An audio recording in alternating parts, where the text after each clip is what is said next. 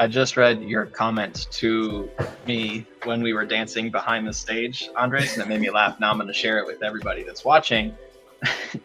So I say this every time that we're on stream. Andres and I, during that 2-minute countdown, were behind the screen dancing, like literally every time we are dancing. And Andres just sent me a private message saying that I'm always worried you're going to put me on screen dancing time, which is totally something I would do. I would absolutely just stop that overland. Which is, now that you've brought it up, I'm definitely going to do that. I'm going to do it to you first.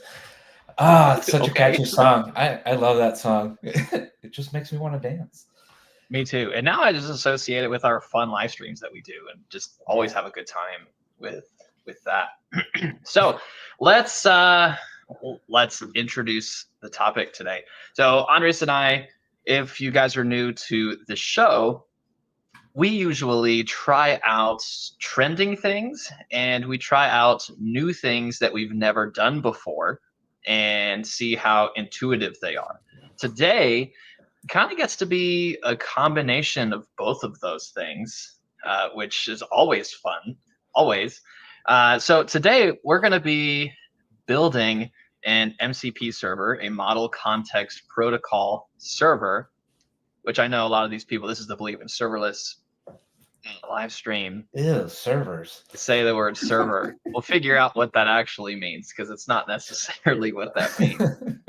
But we're actually just going to talk a lot about the protocol today because I don't think I've seen as much hype and buzz about something since ChatGPT came out in November of 2022. I don't know, have you been seeing the same thing? It could just be my algorithm just only catering that to me.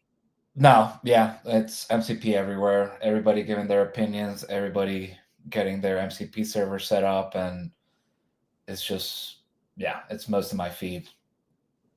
Around other things without getting into politics, but most of my feed is MCP servers.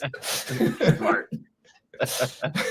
And so it is actually a big deal. Now, what's interesting about MCP, just kind of in general, is that it's not really a new thing. It's a protocol. So we're not building new things. We're just presenting them in a different way. It's kind of like when REST came out. You know, everyone was like, oh my gosh, thank you. I don't have to write SOAP anymore. And then they were able to do REST in a different kind of format to get and present data. It's the same thing, but this is for AI. Mm-hmm. So say hi to everybody. Michael is watching and he is as loving as always. Hey, Michael. Good. Hello, Michael. Glad you're here. And then I also got taken back to 2005 with the first comments. I got a couple of those on some big posts. I don't know about you. I mean, when I was in high school, yeah. That's awesome. Anyway, so let's start. Let's just build something. That's the very first thing that we're going to do. And we're going to build our MCP server. We're going to first talk about what it is, about what we're going to build. We're going to have that, and then we're going to hook it up to Claude to use as an actual tool. I got to stop reading the comments on our stream. That's why I'm yeah. So yeah. We'll see. So hopefully we'll see if we can make it as exciting, Michael. Yeah, I don't know. That one was really cool. I lost my train of thought. So let's build something. Let's go and actually build it. So what is an MCP server? Now, here's the annoying part, or maybe the light moment. In many cases, the ones that you see out and about right now, and everyone says, I just built my MCP server. You know what it is? It's a JavaScript script or a Python script. That's literally it.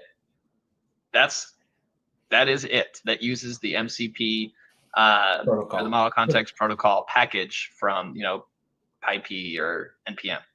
And I think it was you that posted, or maybe someone else, but these that you're seeing in the wild are A lot of them are just a wrapper, right? So basically just a transformation layer for the protocol, right? And still calling your REST APIs or any other type of APIs that you have. Yes.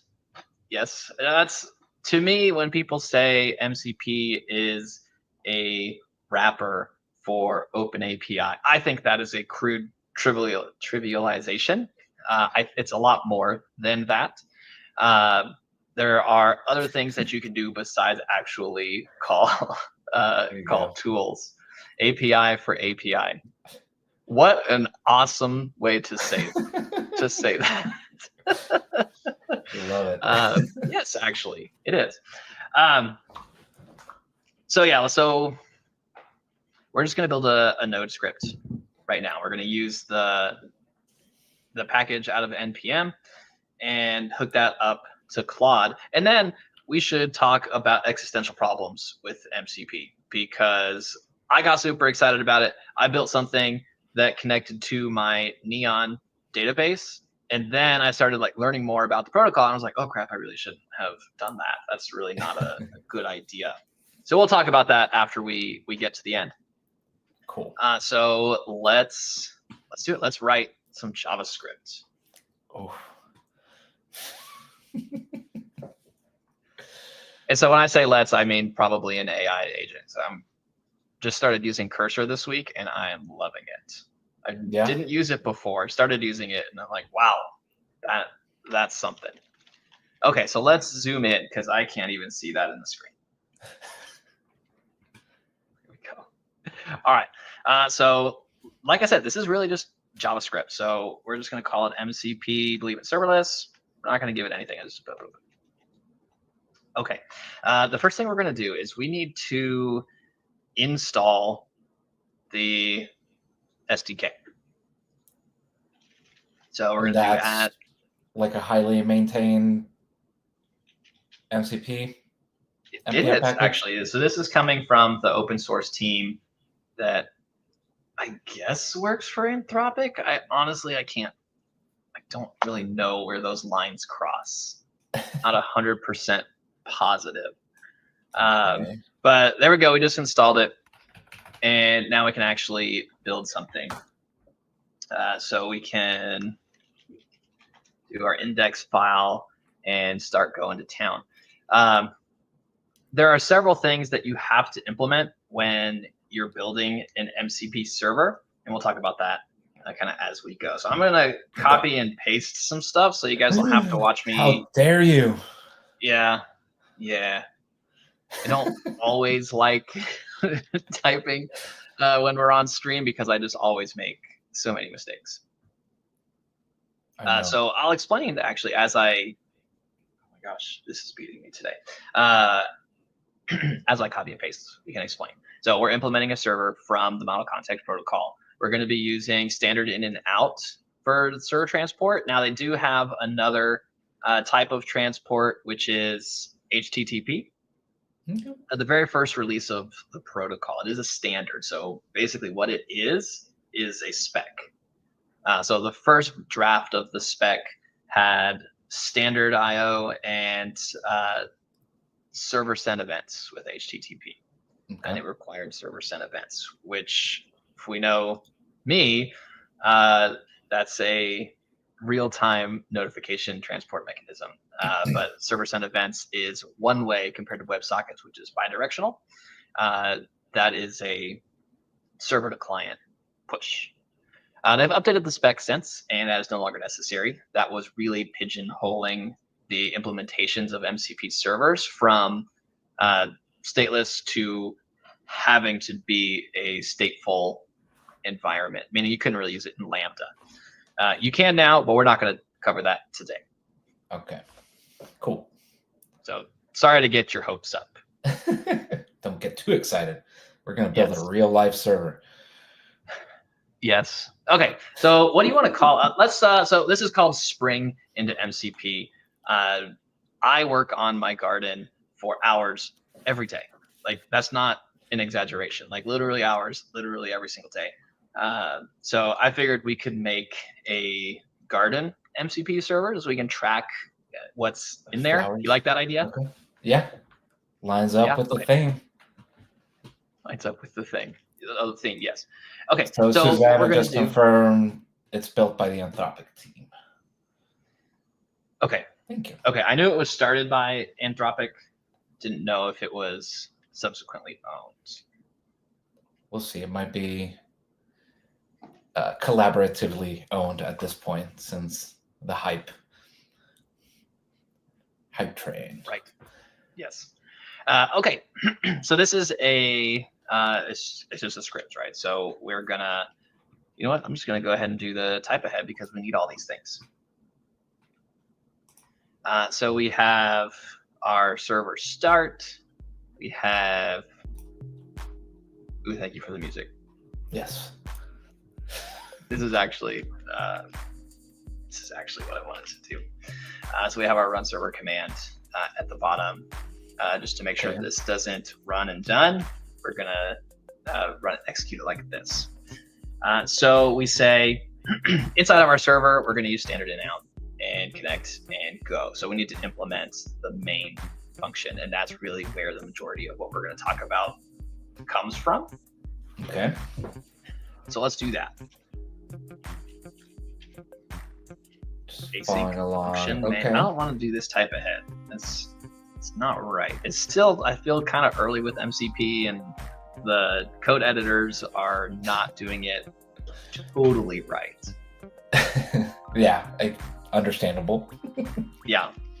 I forgot to import some types, so we'll do that real quick.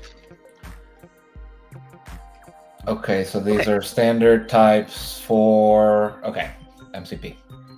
Yes. So we're only going to be dealing with tools. Now, let me actually take the screen away just for a quick second, because we need to talk about the three main pieces of MCP, which are tools, prompts, and resources. Okay. Tools is what everybody thinks MCP is, which is the function calls that can be made by an LLM. It defines the schema of the input, does not define the output schema, but it also has the description of what the function is, so the LLM can kind of get some context of what it's going to be doing. And do you think the output schema is irrelevant because, hey, it can just assume based on, it's not like a system we're building where we need to know the schema, so we can then write the code to read that schema. With an agent, you can probably just spit out the data and it can do whatever it needs to do with the whatever schema, right? Maybe? Yeah, kind of. I mean, you're not wrong. You're not wrong. I don't remember all of the details, but I was reading the conversation in the MCP repo in GitHub that was around building the output schema for all of the function calls. And they had justifiable reasons for why they didn't. I think most of the reasoning really landed on it's hard and we have other things to do right now. Acceptable. Yeah. But, that is one of the benefits about all of this and what we're talking about is that the thing that's going to be calling what we're building is capable of reasoning. It's a large language model. It can see input. It can figure it out just like you and I can, sometimes better, and say, okay, this is the data I have to work with. Let's do something with it. So back to what MCP is, or the parts of it. There are tools, there are prompts, and there are resources. So we talked about tools. That's the actual function calls. Resources are basically static files that you can give as context. So let's just say you're building like a Shopify MCP server or something that like wraps your online store. You could very easily have your inventory list with the prices be a resource. You can pull that down. No need to have that be a tool. Okay. Does it need to? So in that case, you would have like a static list, right? So you would be using it as a database. If you're hooking up to a database, it would go on the tools rather than what was the first one? The resources are get. The resources are get. They're fetch only. They're read only. So it's not something that it's writing to, at least not that I'm aware of. Cool. Okay. Prompt is basically string interpolation, oddly enough. So that's for use cases like cursor for your IDE, where it's offering type aheads, where you can say it basically make a function call, or it looks like a function call to a prompt in your server. So here's what I got going on. Can you format it back for me in the best way possible? And it does that. Anyway, so those are the three pieces. So let's bump back to the code where I know people are very interested. So we got that. When you initialize the server, I don't know why this is, but this is what everybody does. Initialize capabilities with an empty tools object. I think it has something to do with the SDK that's being used, but I'm not positive why that is. Somebody knows, I would love to know too. Okay, so one of the nice things about MCP is designed to be discoverable. So a client, like a large language model, like Claude, like what we're using today, it can hit this endpoint and basically say, give me the list of tools. Okay. Give me everything that you got. I want to know what it is and what they do and what the schema is for them. So that's the first thing that we're going to build.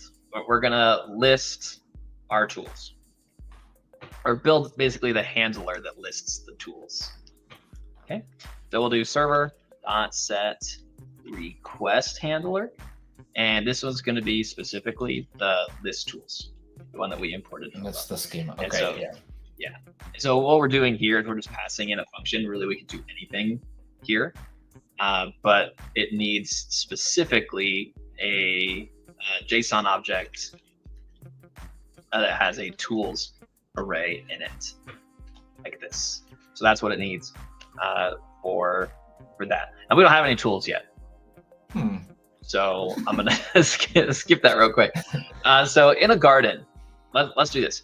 Because this is gonna be running locally on my machine, I don't want to wire up databases. Let's just do it. Let's figure out what we want to do, and then we'll just have Cursor fill it out and have a good time, because that's just implementation detail. We can talk about the major constructs here. Yeah. So when we're building out tools,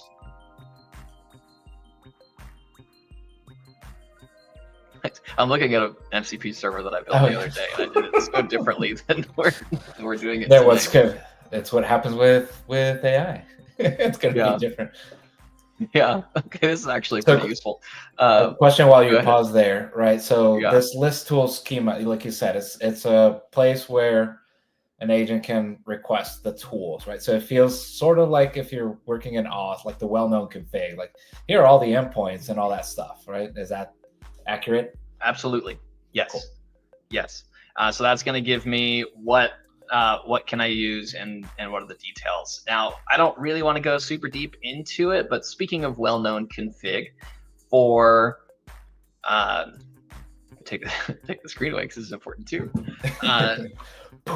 For auth is hard, and that is something that people have been complaining about with MCP specifically since its inception in December. And there is support for OAuth 2.0, 2.1 as well, where it provides a three-legged auth flow. So if you're using Claude and you try to connect to Neon's a good example because they're actually pretty ahead of the game. You connect to your Neon MCP server, you need to log in. You need to put in your credentials and get access to your specific data, right? It's a multi-tenant service. I need access to my stuff. So what will happen is the MCP server from Neon hosts the well-known configuration for their auth, and the clients that implement the protocol know how to look for that, how to build that three-legged auth, so you get presented back in the client your redirect over to the UI, so you can actually type in and log in. And then you're authorized and you don't have to log in again. It has your token, your session token, basically. Yep. Okay. Oh, so it ties back to well-known config. Look at that. Yeah. Okay. So I got it. Here is what we're going to be doing. So we have our list, and let's just do a very basic one. Let's say get plants. How about we do that?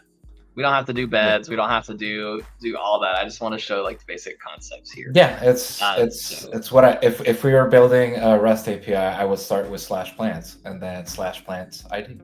So we can do similar. Yes. Get all plants. So I lean much more on descriptions and meaningful names when I'm designing these tools, because guess what? That's how the LLM knows which function to call, is the names and the descriptions, reading them and reasoning which one is going to be the best. Makes sense. Yep. As we have our name and description. I don't think description is required, but really you should, because it's not a human. Well, you're giving more context, right? And more context usually means better for an agent.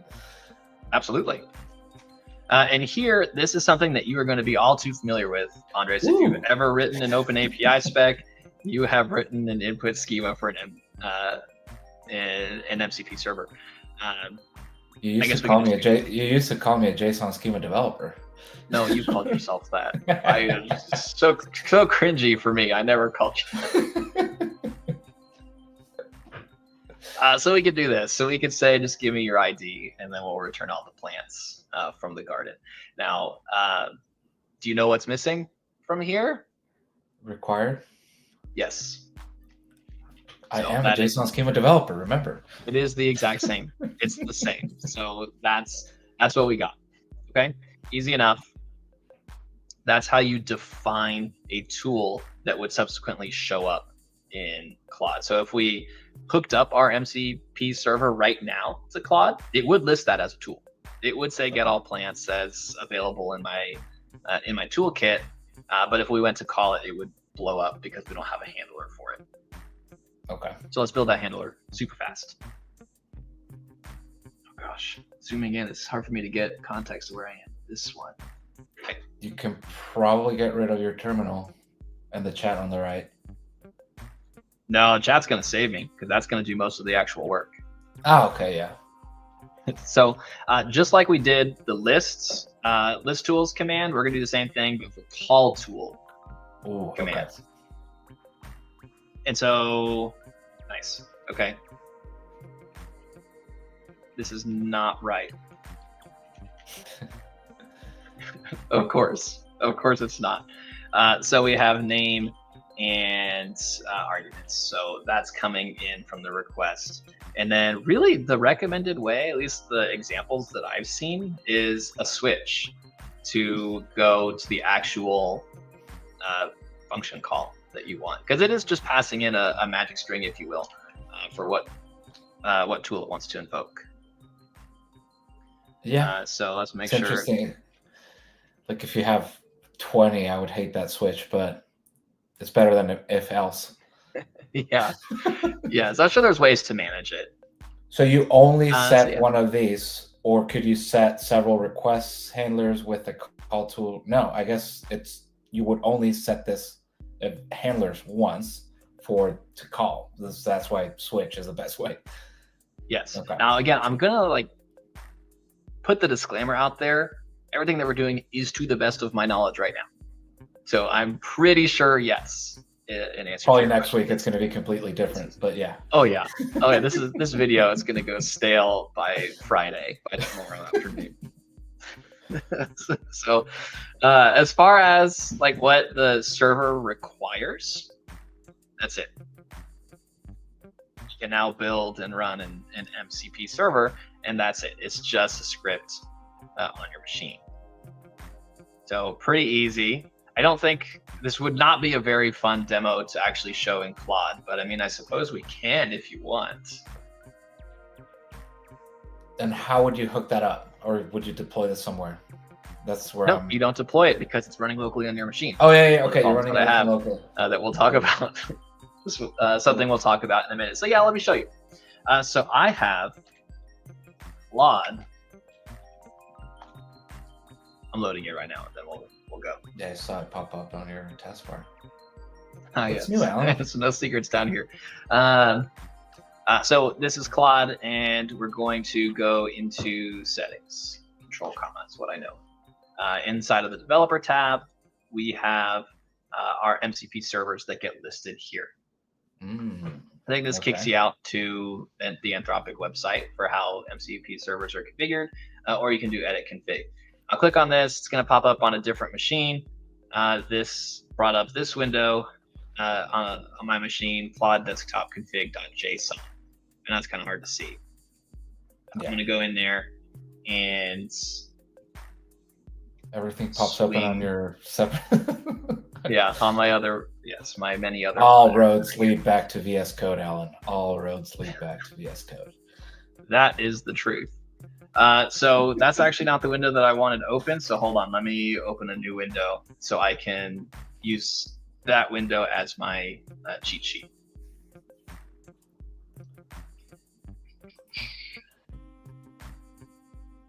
This is going well.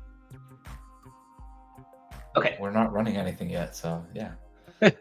So nothing's failed. Nothing has failed. Okay. So as I always do, I am going to name. It's JSON. It is JSON. That's all it is. I'm going to name our MCP server Andres and Alan. Always do. Oh. Yeah, even when you're not here. It said Aline on the. Did you see that on the? No. What it was proposing. Great. As the content. So this is the name. This is just a name. It doesn't have anything to do with the actual code that we wrote. This is the command of how Claude is actually going to run it. So because we wrote a node script, we're going to say node. And then your package JSON for an MCP server. Basically, yes. Your scripts. Yeah, and then you can pass in an args array. And then, so what do you say with node? You point it to the index.js file. So where is this? Could the command just be node dot and you wouldn't need the args, maybe? If it was running out of there, I have to point it to the actual file on my machine. So if I just put dot, it would run locally out of the folder that this config was housed from. I understand. Okay, so that's really it. You can also from here provide environment variables. So there's a env object that you can write as well, but our app doesn't really have that. So that's it. So we've configured our. Yep. So we've configured. There we go. Let me zoom in. This is how you configure a local MCP server running on your machine. Took me a long time to find that. That was not something that was easily discoverable on the internet. Well, but that's it. So when something's this new and you're trying it out. Fair enough. In order to actually get your tools to show up, you do have to completely restart the Claude desktop client. So just pick that config. So it doesn't pick it up. No live reload. The protocol supports it. Oh no! Oh, you know what? No. Server disconnect. You're not running it. Oh no, it should run it. No, it's supposed to just kick on. That's like as part of its initialization sequence. I see. The client is supposed to run those commands. So let's see what we did wrong. Let's try running it from here. You see, everything seemed right until we actually try to run it. Yeah. No unit test, Alan. That's the problem. Cannot use import statement outside of a module. Oh, it's good. Common JS. Good old common JS. Yep. Yeah, we got that. Okay, let's try again. Okay, cool. So that didn't fail immediately, which means that this actually will work. So it's waiting for the input. So let's make this go away. Close Claude and reopen. Yeah, I think I have to do that.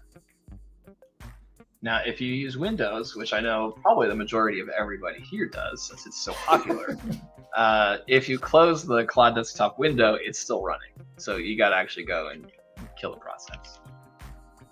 Okay. Yeah, I mean, it's the same with Mac OS, but that's with every app. If you click the X, everything's still running. It's just not showing on your desktop. Yep. Well, what is this now? I didn't expect it to completely kick me out. restart. You just have to love doing things live, right? Yeah, it's always get these tricks to see how well you expose or not your passwords. Yes. We're experienced enough at this point to where I can, drag the windows off the screen and hide them. I don't think when we first started we were doing that. Nope. So I logged in. Our server started. How do I know? Because there's a little tool down here. Oh, A little hammer with 1. I click on that. I don't think I can zoom in. Can you see that okay? I can, but I have a big screen, but well. Let me see. Oh, there we go. There you go. Look at that. These are the same shortcuts as Visual Studio Code. So you can see here we have get all plants from the garden from the Andres and Alan server. Love it. So how do you use it? Right? That's like the next part. We've created it. We've brought it into the desktop app. How do you use an MCP server? What do you think? How do you think we should try to use that? I'm thinking as it's part of this, if you ask it something, it'll go look at its tools that it has available just by being there. Yeah, exactly. Yes. Nice. Yeah. What's in my garden? So one of the things that I like. So it's asking for permission. Okay. So it's gone in, and for every unique command that it runs, it is going to prompt you for permission. It's not just going to do the one-time thing. So I'll say yeah, and then it shows an error. Nice. Not good. I don't think we didn't do the right format for the output. Yeah. Yes, it does require a format there, but you can see it is actually, passing data in. It does show you what it's doing. So it used context clues from what we were talking about. It looked at its tools and it said, "Hey, I have something for that." Yeah, and that approval thing and all that. While inconvenient, I think it's a necessary evil, or at least for you that's calling. Like, hey, I have this API. And an MCP server that I call that cost me $100 per request, you might want to approve that. Yes, no doubt. And we should talk a little bit about that in general, kind of after we're done with our building our server. I want to show you how it actually works, Cool. Because I think there's a lot of issues with that in our current state, like where we are, not what this server is that we're dinking with, but as a community and the forward progress with AI, where there's a hole there. Mm-hmm. So here's our problem. This is not that's not the right format that the tool expects. So we can just overload the response here. And then, yeah, are we out of the switch? Yes. Yeah. Okay. So it expects a specific, just like a Lambda function with API gateway, you expect a specific. Yeah, exactly what I was gonna say. It's exactly like Lambda, where it needs to be in a specific format. So that's it. That was what we were missing. That's your status coded message equivalent. Yep, basically yes. So I don't know if it's fully supported yet now. It definitely isn't in a lot of the mainstream clients, but this is setting us up for multimodal responses. So this is saying right now it's text, but that's very easily could be something else, audio, image. Yeah. Okay, but right now the only support that we have for this is text. Yep. Okay. Yep. Okay, so that'll work. Now what I want to do is, before we go back and actually try it, let's ask Cursor to implement an add plants tool. A what? Add plants tool to this server. Can you read that text? I don't think I can make that. Read it. You can probably just do plus and everything always zooms. Yeah, I tried. It didn't do that. So Cursor is going in and it's saying, hey, let's do this. So let's look at the diff. So it added a tool here, add a new plant to the garden, required to bring in the ID of the garden, the plant name and the type. Okay, that sounds good. Except, and then down here, it's just giving a response. So let's make it right to the file system. Make this server load and save plants to a local file. That way we can actually come back and it's not 100% session based. It'll it's doing a lot. Be a little bit more than just demo vaporware.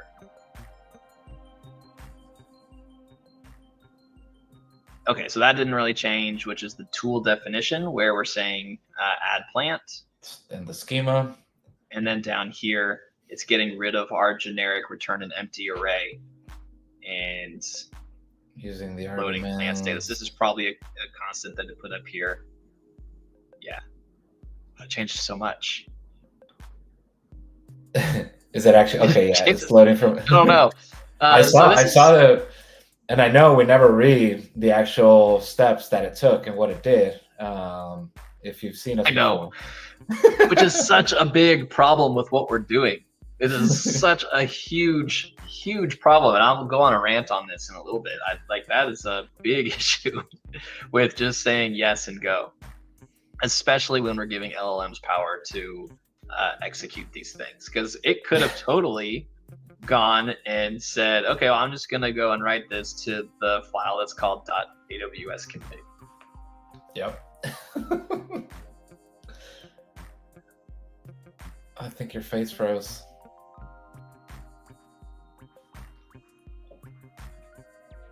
Alan. Am I back? Yes.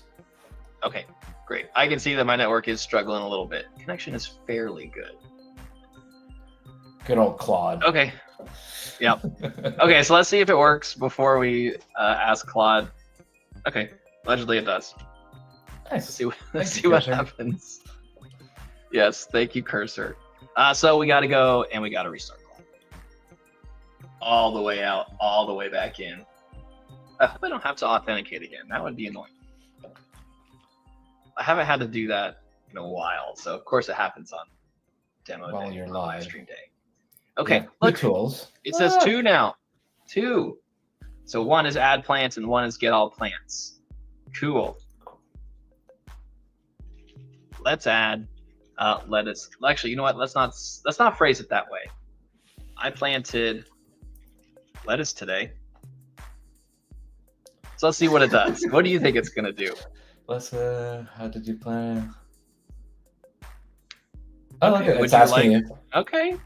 Do you want me to help you track your lettuce in a digital garden tracker? I could add it to your garden information.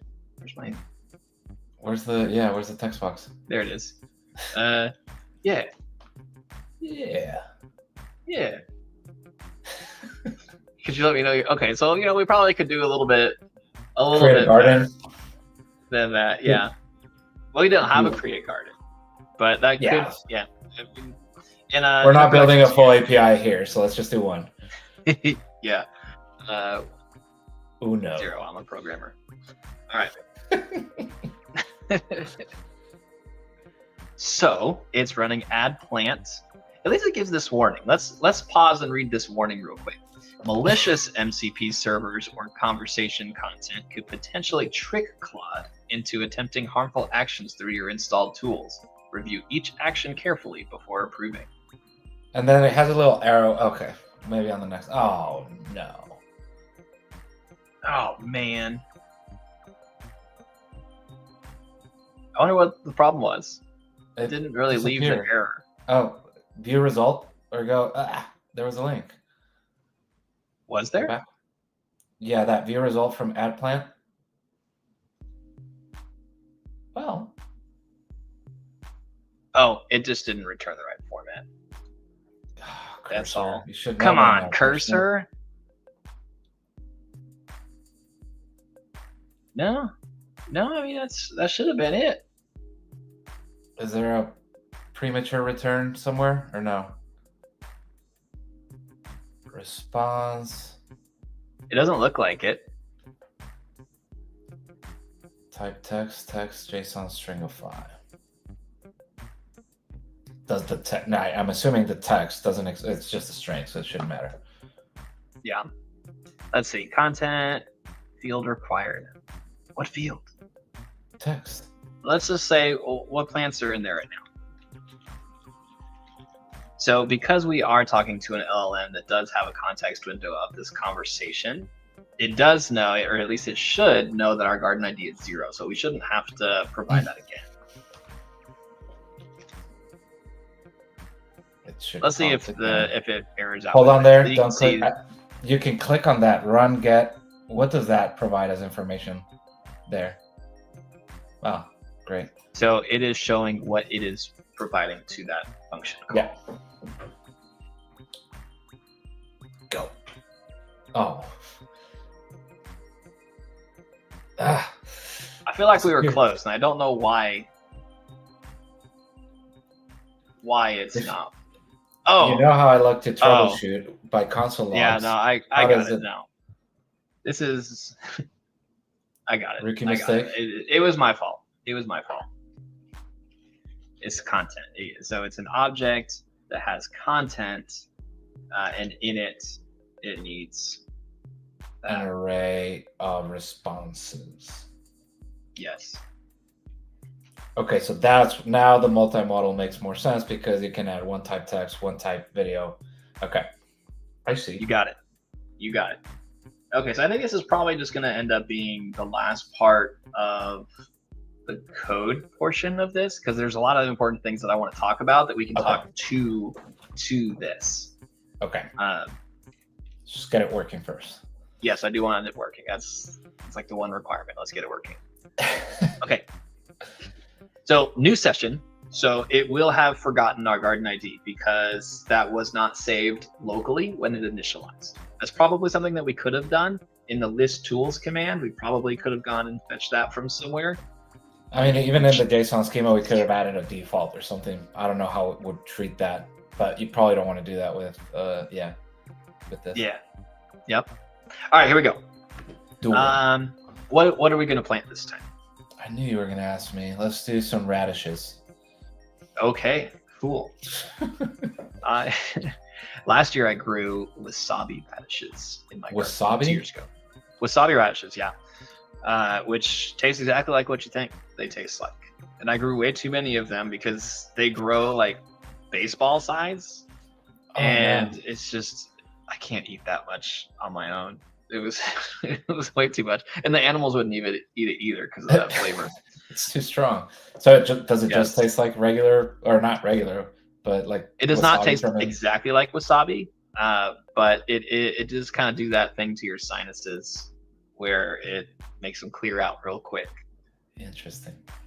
I just planted radishes in my garden, and I'm super excited about it.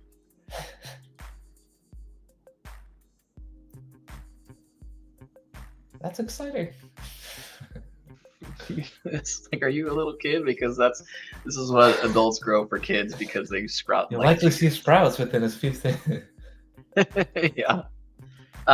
Okay, so it's not asking. Let's see. So we didn't really give it enough of an intent in that message. So it's all about intents with MCP and the tools that these agents are calling. So let's be more blunt. Can you add it to my garden? Can you help me remember what's in my garden?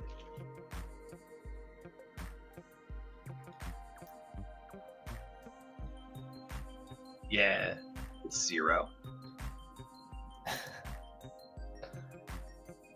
So right now it went in, and based on the intent that I had, first it's going to check, what's in there right now. So it's doing get all plants. I was really hoping. Oh man. Well, shame on me. I really thought that was going to be it, and I don't know why I typed text.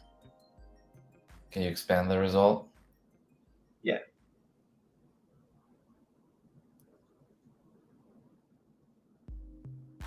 Content 0. So content is an array, and then Cloud AI tool result text, and then text. So there's an object with content with that's an array, and then text. Let's look back. Content with an array and 0. That looks right to me. I'm looking at the one that I made the other day, and this is the one that does work. And it looks basically the same. It does. Is the return, is it an object or is it a array on our MCP server? It's an object. It's an object. Yep.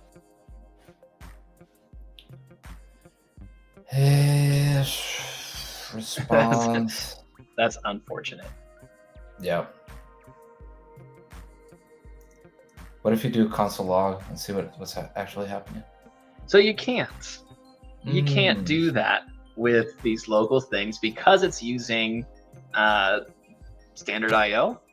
If you do a console log, it's going to take that as the response, and it's going to break because it doesn't like that. Yeah. So you know what we can do? We Bring it. can do something that's a little bit. Oh, here we go. Take that off the screen. We can run a command that lets us test this locally. Yep. That's without using Claude. inspector. Yes.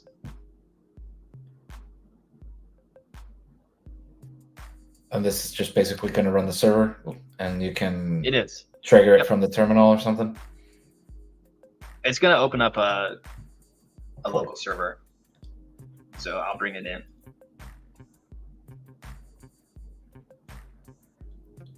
Ooh, it has a UI. Nice. It does. Yeah. So it's going here, connect, and Select let's list call tool. list tools. And so it has both of those. So get all plants.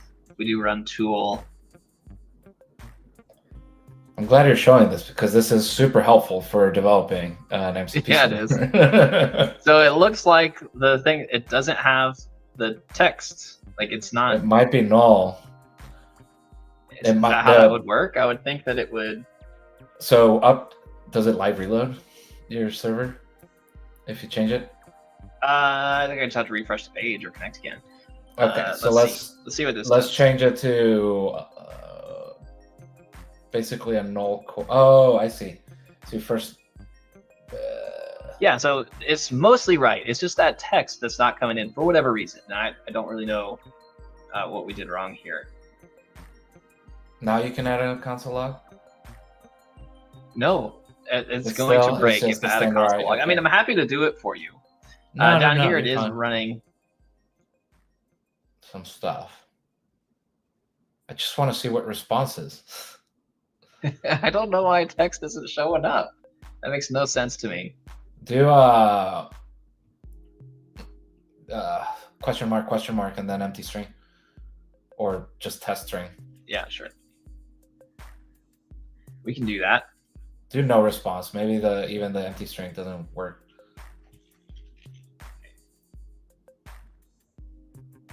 I think. Well, let's just see. Let's restart. Let's refresh. Connect. Just make sure. Yeah. This tools. Get all plants. 0. No response. How? Did I spell JSON wrong? Oh wait.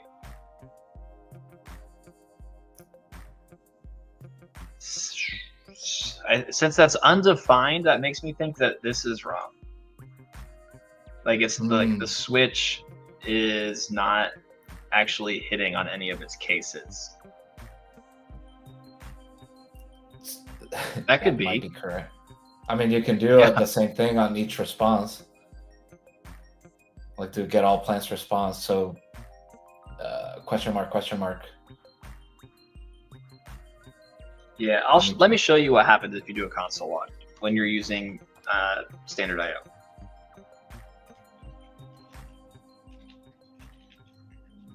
So we'll still run this through the tester. Mm-hmm. And then we're going to have to look at the server logs that are happening in my terminal.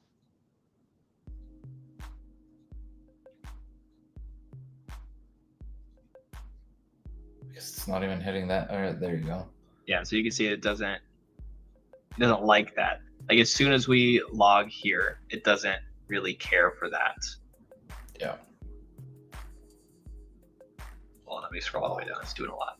There. Is not valid JSON. Okay. Okay. There you go. that's the. Hate this. We have fun okay, here. We have fun. Console. Remove the console log. Yeah, thank you. Okay.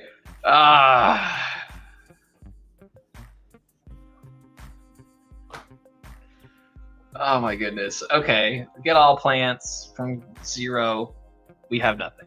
Hooray, it works. Okay, let's go to Claude one more time because I still have to rant and I'm excited about ranting.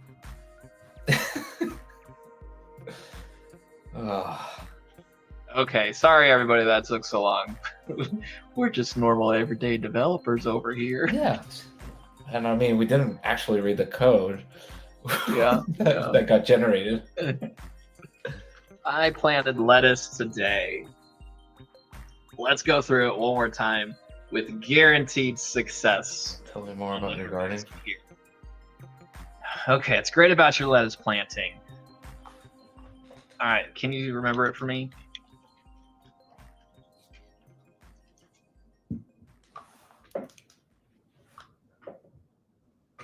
Get it.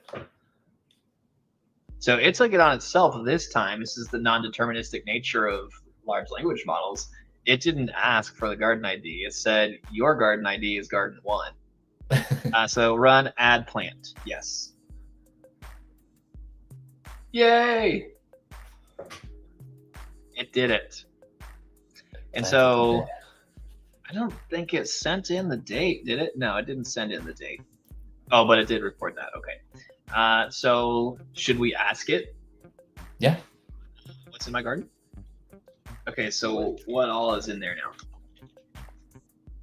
And so it remembers what the garden ID that it assumed was.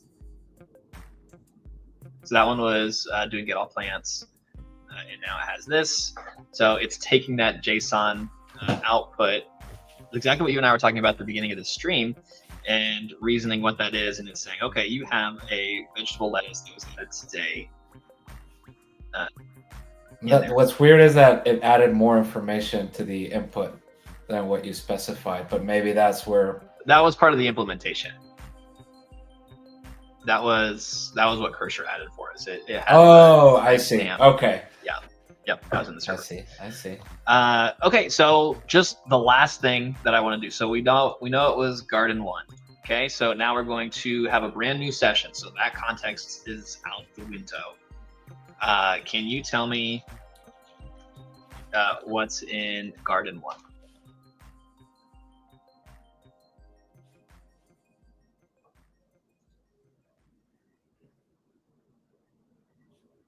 Okay, cool. So that means that it wasn't just held inside of that session memory. It is actually going to the desktop. Yeah, file. Yeah. Yes. Okay. So I should have saved it to my machine. Scary in its own right. Yes. There's the plants.json. And there it is, plants.json. I don't know about this. That doesn't seem right. Where does it save it? I don't know. I'm suspect of that. Why did that work? How on earth did that work? If this is plants.json. It might maybe in the Claude folder where it grabs the config. Maybe this was when that could be. This is probably the local one that ran. Yeah. Yes. So maybe where Claude is running. I don't know. It might be in here somewhere. I don't know. We don't have to figure that out. So there we go. We made a local MCP server. Let me just That's funny. That's worth showing. Oh, there we go. Thanks, Jonathan. Yep, it's all. I don't have any Pokeballs here, but I know we're getting serious. yeah, That's when hat goes backwards. we're Okay. So that was, I mean, it was relatively painless, right? That if I just did params, if I used TypeScript, we would have been done half an hour ago. And I mean, that's the fact of that matter. And I can't believe I said that. It sucks that we usually say that, but we do. We're probably making Michael happy. Yeah. Yeah. Well, so let's talk about what we just saw and what I think are some of the problems with MCP as we are approaching it today. The protocol itself is great because all it's doing is defining how large language models are talking to tools. We didn't go through in the multi-agent collaboration one a couple weeks ago. We didn't go through what we were doing for the ins and the outs for the land functions that those agents were calling. The model context protocol would kind of shift that on its head because the standard in and the standard out would be different. It's just not, it's not the same. It's the connectors basically. But what I think is scary, so let's look at, or let's just say this, right? Our MCP server that we have, maybe it has 100 tools on it, and a few of those are destructive.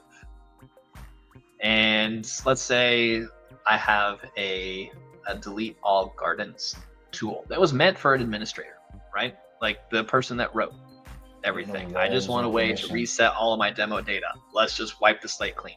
If that gets out the door, there's nothing that says I only want these tools from this MCP server. Claude or whatever client that's consuming these servers is going to look at the entire list of tools and game on. It's fair game. Whatever it reasons as something that it needs to do, it's going to use that. So you need to be really intentional about what you're going to put in there. So there's no role-based access control. There's none of that built in with what's going out the door right now. Yeah, it's kind of thinking we have this MCP service, but we only want it to be read-only. We can't choose exactly just do the get all. It's consuming all of it, right? Like you said, it's the delete included. So question there is like, if I have this hooked up to an agent, right? Claude was asking you, hey, do you really want to execute this? How would it work when you're programming an agent, right? Like we did for the Office episode. How would that approve? That is optional. That is not a required human interrupt. Now, inside of the spec definition, and I highly recommend everyone going there and taking a look at it, modelcontextprotocol.io, it says you should have human in the loop for stuff like that, but you do not have to. It uses very lawyer terminology and big, bold, uppercase words. Must, should not. It has all those things. And human in the loop, which is where we were, saying yes to run that for the entire session or run it just for this one time, is a should. It's not something that you have to do. So, from a scoping the tools down perspective, that is, I don't know, that's a big one for me. But also these things are running locally in a lot of cases on the machine. So like if you go, there's a popular website, smithery.ai, and it's basically just consolidating all of these MCP servers. And the command is just running npx, name of server. So it's ending up running on your machine. And we're not looking at that code. We are not looking at that code. And this is in a lot of times running elevated. So it can very easily go in. Let's take the AWS credentials as an example. It can go in, grab your AWS config, and then just do an HTTP out to the guy watching and raking in all of the AWS credentials because people are using the tool. I mean, it's a very easy attack vector to do data mining. That's scary. So for sure. It is. It is. And really the moral of that one, like my best solution to that is trust what you're using. Or I guess trust who it's coming from before you say yes. Don't Don't act and then ask later. It's ask now and then act after you feel comfortable about what that's actually going to be doing. Yeah, and I mean, I would caution that even not just with MCP servers, but any package you're importing for your applications, be it npm, PyPy, or whatever, because it sort of applies there, right? In our believe in serverless world, yes, it's running on Lambda function, so your attack vector might be less than local, where it can delete your home directory. Yes, and that's still, it needs to be a distinction. You need to make sure you understand, is this running remotely? Is it running locally? Because 90% of the things out there right now are running locally. They're just scripts. They're getting fetched down and run on your machine. So you have to be careful. And I'm assuming they don't have like the vulnerability checks like you would have from npm. npm what is they? There's no authority. There's no authority here. We're just talking about a standard, which was, to advertise something that I wrote. Last week I published an article that said your API could be somebody else's model, and there's nothing to stop us right now from creating an MCP server. We saw how easy it was. It just calls somebody else's API and basically pirates it. It pirates that functionality on behalf of me to make it easier. So, in that article, I was half jokingly saying we need cores.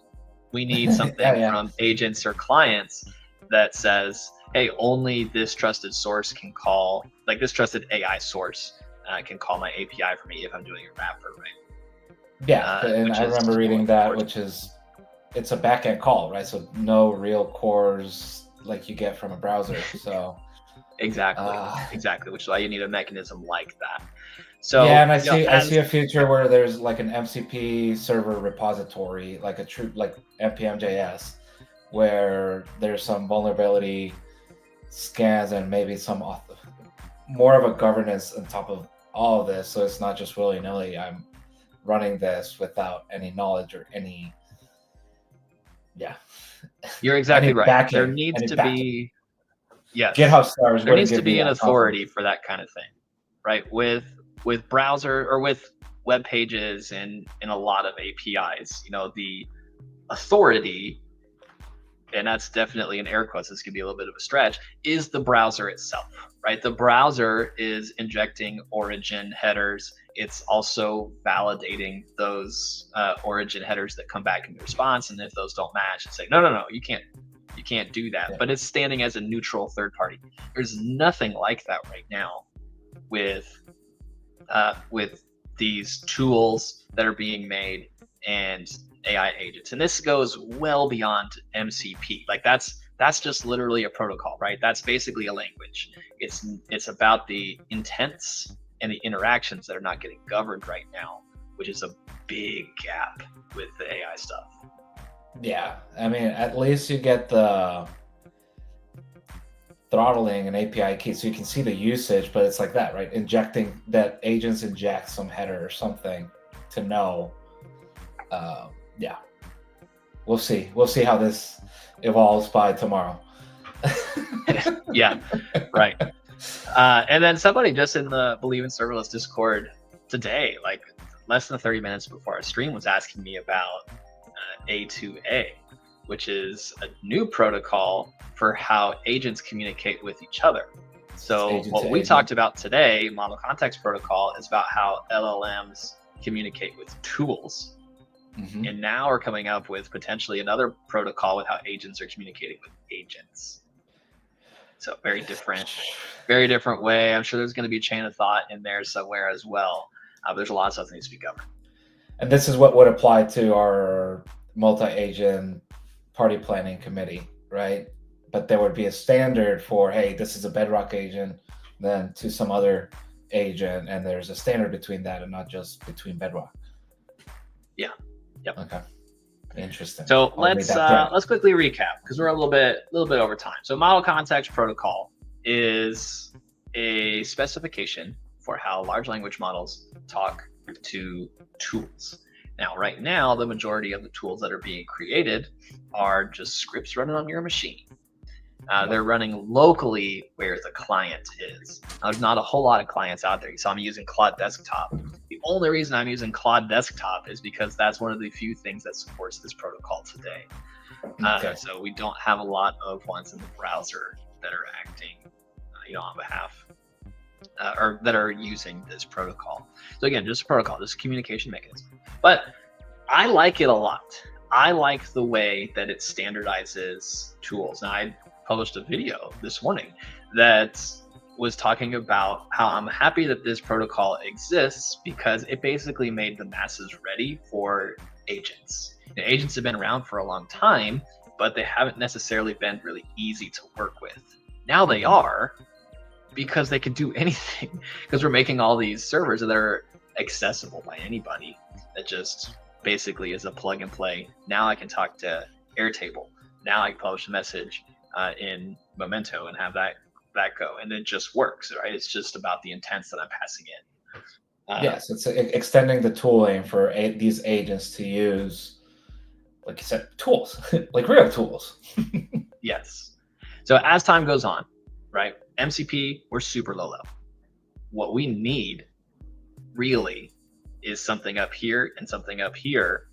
These two little areas that sit at a higher level that govern and protect users. We're seeing a lot of horror stories pop up right now about how these agents are doing things and just taking over these people's lives. And it's a scary wild west because everything's digital. Yeah.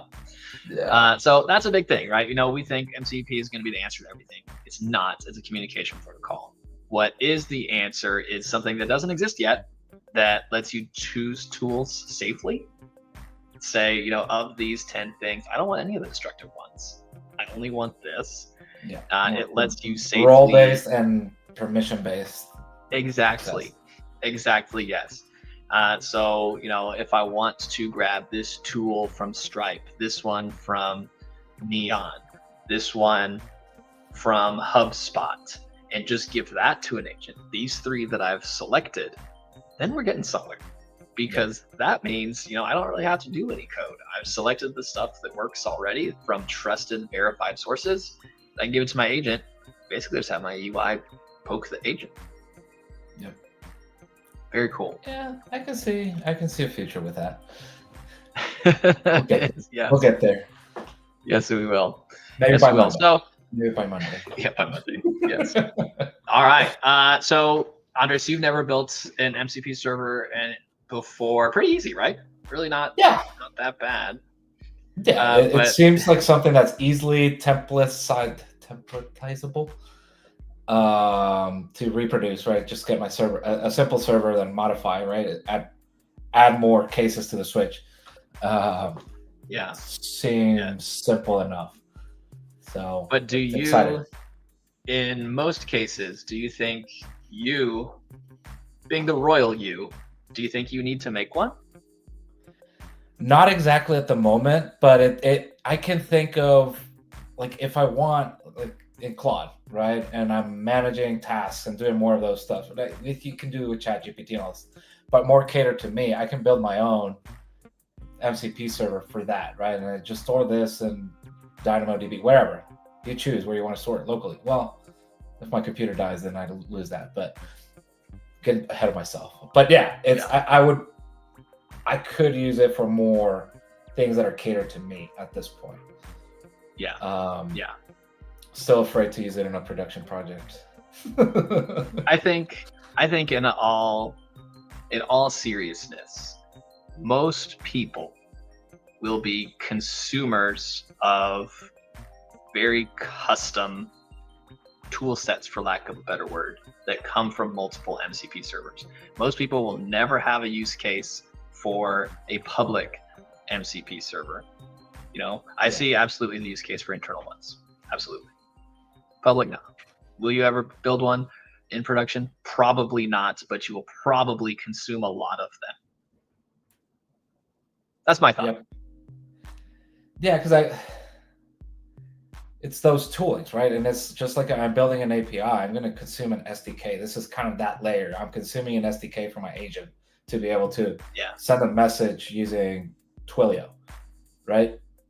So there's a standard for it to communicate with Twilio to send that text message. That's right. That is put very succinctly. That's definitely what I was trying to get at. Yes, you got it. You got it. Cool. Yeah. Well, all right, cool. I don't know what we're doing next. I'm not sure what AI. You guys like the AI stuff that we're doing? Should we keep on AI or should we do other things? Which I don't even have a good example. But is there, Andres, is there an AI topic that you want to cover that we haven't? I don't have one right now, but it's I'll find the new buzzword of the week and we'll jump on that one. So one of the things that we haven't covered yet, we have been working on primarily complete agent work, where the reasoning capability comes from the LLM and it has the authority to go out and do stuff, right? That's what we did with the multi-agent collaboration. That's what we did basically today. We've built the tools for it, for that. One thing we haven't done is agentic workflows, where you have an orchestrated set of commands that need to get done, but you're throwing an LLM in there in the middle to do some reasoning, so this is to more, do that branching logic.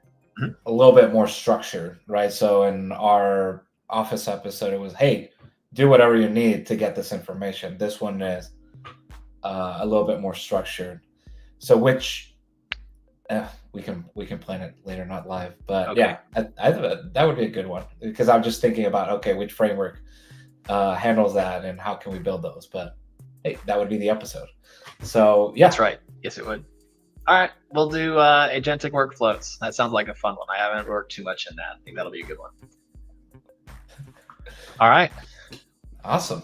Good stuff, Alan. Thanks for all the preparation. I know you're very deep into the MCP world, so learning a lot. Yes, good. Good. I think it's all a game changer right now. Well, anyway, thank you everybody for sticking with us for a little bit over time. Hope you guys learned some. Nice. I have my Windows machine. I can't. All right. We'll see you guys next time. Thank you again and have a good